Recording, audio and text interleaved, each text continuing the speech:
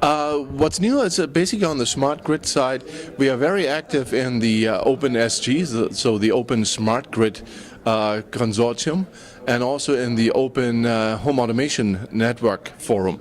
So and there we work with all the stakeholders in the smart grid industry and work on defining the requirements from the market for smart grid solutions in the home.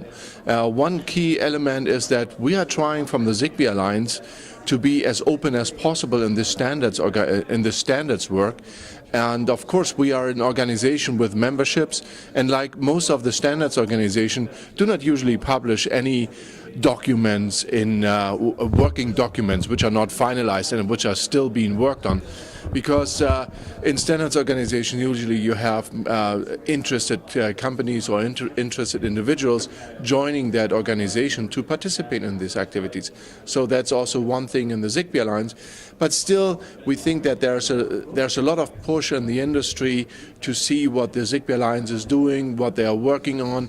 So and we took some extraordinary steps and made the TRD available on the website.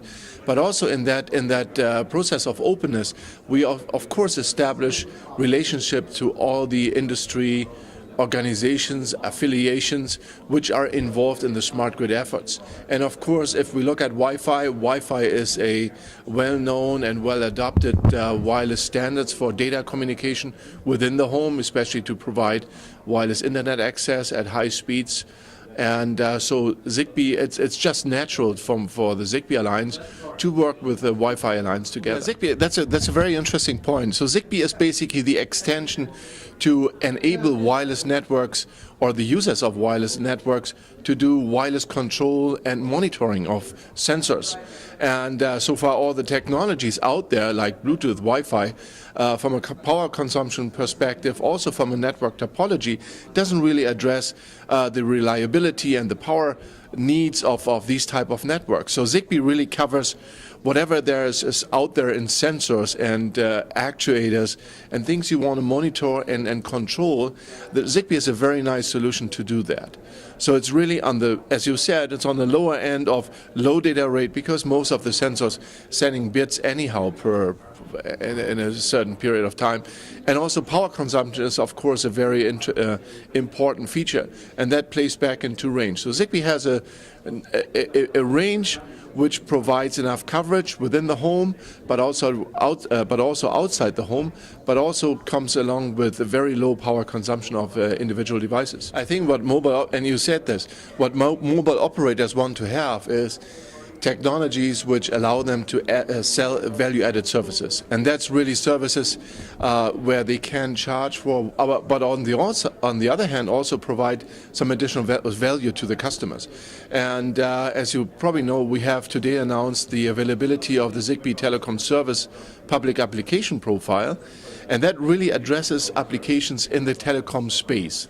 So, and what ZigBee does in that area, it provides a number of very interesting use cases which provide actually the ability to operators to provide services to consumers, and on the other hand, being able to charge for these additional services, which might be very interesting, not just for consumers, but also for others in the value chain of providing services. For instance, the ZigBee Telecom Service Application Profile provides local advertisement. And that's very interesting, especially if you think about a setting of a mall. So you have all the retailers, you have consumers shopping in this area. So, and what the ZigBee Telecom Application Service Profile provides is the ability to provide localized services from the retailer to the consumers, through the cellular network, but also via the ZigBee network. So based on an established ZigBee mesh network, they can basically provide advertisements, sales offers, coupons, menu items, and also with the capabilities of the real-time location cluster within ZigBee, direct customers to their stores. And that, of course, is a value add for retailers, and they might be, and then mobile operators might be able to charge for that service, because that will, in the end, increase the revenue of retailers. Another application profile, another example is local chatting, local gaming. What that does is basically it offloads a lot of traffic from the cellular network and has less traffic going in the ZigBee network, so which does not does not basically puts a burden on the cellular network, and that's a very interesting concept as well. And the other part is also that some of our member companies are planning to use this for billing purposes and ticketing services as well. So that's a very nice, very comprehensive solution, and which provides value-added services for our for mobile operators. That's very interesting, because integration into a mobile phone takes a while, because there are many parties involved: mobile operators, handset makers, chipset makers, and there needs to be a demand for in the market. So what we see from our member companies is that they use different avenues to get into the cell phone. Some of our member companies, which are mobile operators, they basically have ZigBee integrated in a SIM card. So basically for their customers, without changing the phone, they change the SIM card and they enable the phone to be a ZigBee-enabled phone. On the other hand, there are also other member companies which are putting ZigBee in a micro SD card.